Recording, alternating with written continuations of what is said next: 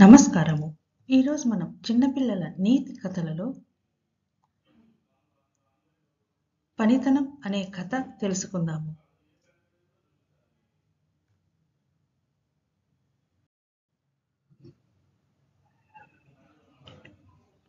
రామాపురంలో సోము అనే దర్జీ ఉండేవాడు. అతడి పనితనంపై ఆ ఊరి వారికి మంచి నమ్మకం ఉండేది. ఎందరు దర్జీలు ఉన్నా ఆ ఊరి వారు మాత్రం సోము దగ్గరే బట్టలు కుట్టించుకునేవారు.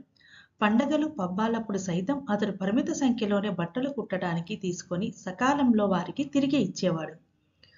సోము దుకాణంలో కొత్తగా పని నేర్చుకోవటానికి వచ్చిన అతని కొడుక్కి ఇది లాభసాటిగా అనిపించలేదు.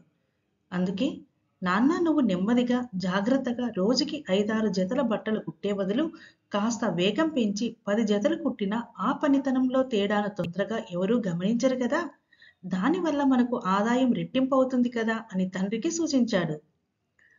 వృత్తికి కొత్తవాడైన కొడుకు వైపు చూసి నవ్వుతూ, నువ్వు చెప్పింది నిజమే.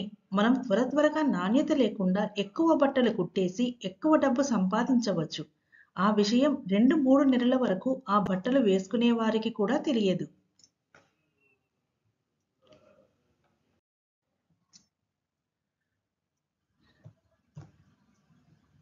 కానీ ఆ తర్వాత వారికి అసలు విషయం తెలుస్తుంది. ఎంతో ఖర్చు పెట్టి బట్టలు కొనుక్కుంటే నాసిరకం కుట్టు పని వల్ల 3 నెలలు కూడా వేసుకోలేకపోయామని బాధపడతారు. ఒక పండక్కి డబ్బులు పెరిగాయని మనం సంబరపడతాము, కానీ వాళ్ళు మన జీవితంలో మళ్ళీ మన దగ్గరికి రారు. ఏటా ఎన్ని పండుగలు వస్తాయో తెలుసు కదా, మనం అప్పుడు ఎంత నష్టపోవాల్సి వస్తుందో ఆలోచించు అని చెప్పాడు సోము. అనుభవజ్ఞుడైన తండ్రి అనుసరిస్తున్న విధానంలోని దీర్ఘకాలిక ప్రయోజనాన్ని అర్థం చేసుకున్న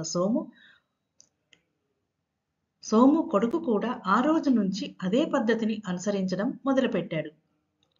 ఇక ఈ కథలోని నీతి, మనం చేసే ప్రతి పని ఇతరులు తప్పు పట్టకుండా మంచి పనితనాన్ని కలిగి ఉండాలి.